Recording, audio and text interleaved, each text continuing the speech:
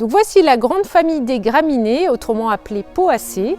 Donc les graminées, ce sont des herbes ornementales. Il en existe de plusieurs sortes. Vous avez les graminées hautes, les graminées basses, les graminées persistantes, les graminées caduques. Donc je vais vous présenter un petit peu plusieurs sortes de graminées que nous cultivons ici en Bretagne. Donc le Miscanthus Purple Fall, qui est une graminée haute, elle va faire environ 2 mètres à taille adulte. Là vous voyez, on arrive au mois de novembre, les feuilles commencent à rougir. Ce sont des belles touffes, hein, c'est très volumineux, donc mettez ça en isolé. Certains les mettent aussi en haie, c'est vraiment pas mal. Vous les mettez espacés tous les 1,50 m environ. Ça se taille à ras au mois de mars, à ras, vous laissez ça à peu près. Et tous les ans, ça redémarre et vous avez 1,50 m assez rapidement, ça pousse très vite. Vous avez également Strictus et Morning Light avec un feuillage tout fin. Donc le principe des Miscanthus, c'est que ça fait des grosses touffes en général, assez poussantes. Vous avez les épillets, vous avez le feuillage tout sec et c'est super beau parce que vous avez le givre qui se met dedans quand il fait froid, c'est très sympa. Et en plus sur le Miscanthus, ce qui est très bien, c'est que vous pouvez récupérer les épillets, vous les coupez à la fin de l'été et vous faites des super bouquets secs qui peuvent durer des années.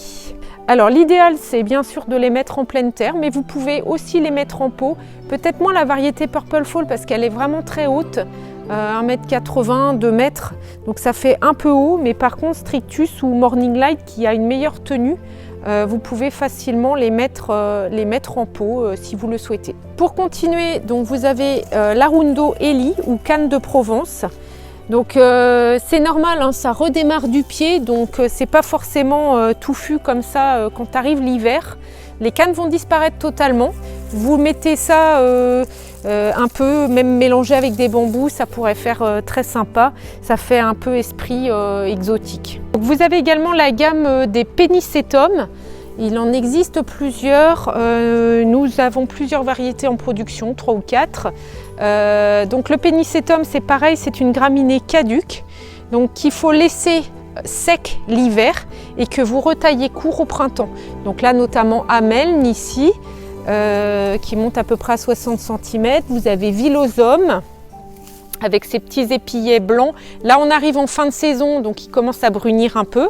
Donc là je vais vous montrer un exemple type. Donc là c'est Little Bunny. Là au mois de novembre il commence à plus être beau, donc ce que vous allez pouvoir faire c'est le retailler. Vous les retaillez assez court et mon sécateur tu peux pas filmer ça, et vous verrez au mois de mars ça va repartir. Donc ici voici une petite gamme de diverses graminées caduques. Donc vous avez le Panicum Sangria qui est très sympa à l'automne puisque vous avez un début de rougissement des feuilles et toujours ces petits épillets très très fins. L'Imperata Red Baron, très touffu, pareil avec tout son jeune feuillage rouge. Le Calamagrostis Overdam avec son feuillage panaché.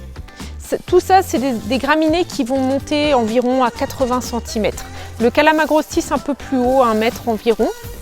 Et vous avez le Molinia variegata, petite graminée sympathique qui fait plein de petits épillets comme ça, que vous pouvez mettre dans une zone un petit peu humide. Donc ces graminées que je viens de vous présenter, vous pouvez les mettre en pleine terre bien sûr, ça c'est sans problème. Et par exemple, le Panicum, n'hésitez pas à le mettre dans un pot parce que vous avez en hiver le feuillage sec, mais quand il pleut ou qu'il fait du givre, c'est très sympa. Et vous le retaillez assez court, pareil, à peu près à ce niveau-là, au mois de mars. Ici, je vais vous présenter différentes variétés de Carex. Le Carex est une graminée persistante, autrement appelée lèche en français. Donc vous avez différentes variétés. Ici, le Carex testacea avec son feuillage vert olive. Et plus il fait froid, plus le feuillage devient orange. Ça monte à peu près à 60-70 cm. Très bien à associer avec d'autres graminées éventuellement pour faire une différence de couleur. ou alors avec des vivaces. Vous pouvez très bien le mettre en pleine terre ou en pot. Pourquoi pas, puisqu'il est persistant, il va rester comme ça toute l'année, sauf la petite teinte orange, uniquement automne-hiver. En Carex également, vous avez l'Evergreen ici, contrairement à l'Everilio qui est lui tout jaune. Et vous avez à côté l'Evergold qui est jaune et vert. Donc ça, ce sont des petites graminées pareilles, persistantes, relativement basses, que vous pouvez mettre dans un massif, en pot. Vous les touchez pas de l'année. Au mois de mars, une fois tous les 2 ans, vous n'êtes pas obligé de faire tous les ans puisque c'est persistant. Vous prenez la touffe comme ceci et vous retaillez assez court. Je vais vous le faire directement. Vous pouvez donc tailler cette graminée assez court, elle n'en sera que plus belle. Ça vous évite d'avoir tout ce qui est petites branches un peu grillées à l'intérieur, toutes les petites feuilles un peu grillées à l'intérieur. Ça nettoie la graminée et elle va être beaucoup plus belle l'été suivant. C'est valable pour toutes les variétés de Carex. Ici, un petit Carex bleuté qui s'appelle Bluesinger, exactement la même consigne que les autres Carex. Et ici, le Carex Ice Dance avec son large feuillage vert et crème que vous pouvez lui mettre aussi à la mi-ombre, associé dans une composition en pot, ça peut être très sympa. Voici quelques graminées pour zones ombragées. Malgré ce qu'on croit, il y a quand même pas mal de plantes pour ces zones un peu délaissées parfois du jardin. Donc vous pouvez prendre du Phalaris Pure Gold, petite graminée caduque, ça monte pas très haut, c'est environ 60-70 cm. Vous avez quelque chose qui ressemble beaucoup au Phalaris Pure Gold, c'est le Milium Aureum, avec son feuillage jaune également. Pareil, même caractéristique que le Phalaris, il va perdre ses feuilles entièrement cet hiver et disparaître totalement. Une autre petite graminée caduque, très sympa, dans un jardin de style un peu japonisant, c'est de l'Aconecloa. Ici, la variété Aureola, donc avec son feuillage strié vert et jaune, avec légèrement du rose dedans. Donc c'est une graminée qui va perdre son feuillage à l'hiver. N'hésitez pas à la marier avec de l'érable japonais, pourquoi pas des petites fougères ou de la fougère en arbre. Dans des jardins ombragés, et d'ailleurs ça va super bien ensemble, vous pouvez très bien mettre de la Chorus et de l'Uncinia. Ce sont deux graminées basses, persistantes, donc qui gardent leur feuillage toute l'année, une jaune, une à tendance un peu rouge. Donc ça, ce sont deux variétés qui aiment l'eau, plutôt exposition mi-ombre. Vous pouvez les mettre assez facilement dans tout style de jardin. Ça va très bien dans des jardins contemporains où vous mettez pas trop de variétés, ou des jardins un peu à l'anglaise où vous mélangez un peu des graminées avec des vivaces, ça peut être très sympa. Alors ici, voici les Ophiopogons. Donc les Ophiopogons, ce sont des graminées persistantes, feuillage vert très fin et feuillage noir très fin. La variété Ozoba n'est pas poussante. C'est une variété qui pousse très lentement. Donc soyez patient, plutôt en pleine terre qu'en pot. Après, si vous cherchez quelque chose qui ne pousse pas trop vite, n'hésitez pas à opter plutôt pour celle-là que pour sa sœur, qui est l'Ophiopogon nigrescens classique. Donc les trois fleurissent roses à l'été. Ça fait des petites clochettes qui partent du pied, rose clair. Et vous voyez l'Ophiopogon, et ça c'est valable pour toutes les variétés d'Ophiopogon, ça fait au pied du rejet. Donc c'est pas envahissant, mais par contre si vous voulez mettre ça en pleine terre sur bâche, n'hésitez pas à couper beaucoup plus large votre bâche, pour que votre Ophiopogon puisse s'épanouir. Si vous le mettez et que vous refermez bien la bâche autour, vous verrez, il va stagner et il va pas se développer.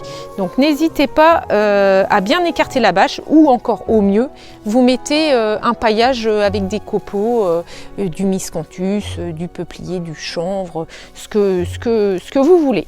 Je vais même vous proposer une petite idée d'association. Vous cherchez un parterre un peu moderne, sans parfois, les gens veulent pas de fleurs, mais n'hésitez pas à associer 3 couleurs de graminées basses, donc du vert, du jaune, du noir. C'est assez sobre, vous n'avez pas de fleurs. Alors l'Ophiopogon fait un peu de fleurs, mais je veux dire, c'est pas l'abondance de fleurs comme une vivace. L'idée des 3 petites graminées basses, jaune, vert et noir ensemble, vous pouvez la mettre dans un pot, vous pouvez aussi la mettre en pleine terre, assez regroupée, mais vous pouvez très bien imaginer une plate-bande, par exemple d'1 mètre de large sur 5-6 mètres ou 8-10 mètres sans problème, et vous pouvez très bien associer ces 3 mêmes graminées avec de temps en temps une graminée un peu plus haute comme le panicum, donc cela garde les feuilles, cela perd les feuilles. Les panicums vont monter un petit peu plus haut, environ à 90 cm, ce qui va faire un peu de volume, un peu de couleur, puisque là vous aurez du rouge aussi, donc ça peut être une très bonne association. Ici une petite sélection de graminées idéales en terrain sec, plein soleil. Si vous ne savez pas quoi mettre, le stipa, autrement appelé cheveux d'ange, donc ça garde son feuillage. Le stipa se brosse, vous voyez, vous avez à chaque fois vous enlevez du feuillage sec, donc ça fait des petits épillets. Ça monte un petit peu, donc c'est plutôt pour du jardin aussi moderne. N'hésitez pas à l'associer avec des petites vivaces de terrain sec comme du sedum lemon ball par exemple. Ça va super bien ensemble. Pourquoi pas un peu de ceratostigma pour faire de la couleur. Vous avez là un feuillage vert qui devient rouge à l'automne et une floraison assez longue bleue. Cette association de bleu, de jaune et de légèreté avec le stipa, c'est plutôt sympa. Continuez dans les vivaces pour terrain sec. Pensez aussi au Libercia, donc ici c'est Topo Blaze, il y a un feuillage assez foncé, persistant, ça monte environ 50-60 cm et ça fait des toutes petites fleurs blanches. Le Libercia peut facilement se mettre dans un pot ou en pleine terre. Donc en pleine terre, si votre terre était trop humide, n'hésitez pas à la drainer, c'est-à-dire vous mettez une couche de gravillon dans le fond du trou, vous remettez de la terre mélangée avec du terreau par-dessus et ensuite vous plantez votre plante et vous rebouchez l'ensemble du trou avec votre mélange de terre-terreau. Si vous souhaitez la planter dans un pot, donc vous enlevez le pot, vous avez donc votre contenant, toujours percé, hein. Veillez bien à ce que votre contenant soit percé. Si votre contenant n'est pas percé, vous risqueriez de faire pourrir la plante. Donc vous mettez toujours votre petite couche de gravillon dans le fond, ou bille d'argile, hein. Ensuite, vous mettez terre mélangée avec du terreau. Vous pouvez mettre que du terreau et éventuellement sur de la plante de terrain sec comme ça. Mais sinon, vous pouvez toujours mettre un peu de terre de jardin mélangée avec du terreau. Vous rebouchez l'ensemble du trou et vous montez bien jusqu'à ras du paillage. Parce que la terre a toujours tendance à se tasser un peu. Donc vous pouvez mettre éventuellement une petite couche de copeaux par-dessus pour faire propre et pour garder la fraîcheur. 2 petites graminées de terrain sec, beaucoup plus connues. Vous avez la fétuque bleue et ici une petite dernière, la fétuque jaune. Donc ça, ce sont des plantes relativement basses, hein. Pareil, de terrain sec, ça ne pousse pas beaucoup, ça pousse à peu près à 30-40 cm. Alors ici, ce ne sont pas des graminées, mais c'est ce qu'on appelle des vivaces graminiformes. Je vais pas forcément m'étaler là-dessus, mais c'est des choses que vous pourriez mettre éventuellement en complément des graminées. Donc ici, vous avez du Dianella. Ici, vous avez du Diétès. Donc le Dianella, il fleurit bleu et jaune. Il garde son feuillage. Le Diétès Lemon Drop, celui-là, il fleurit blanc crème et il garde également son feuillage. Ce sont des plantes qui montent à peu près à entre 60 et 80 cm.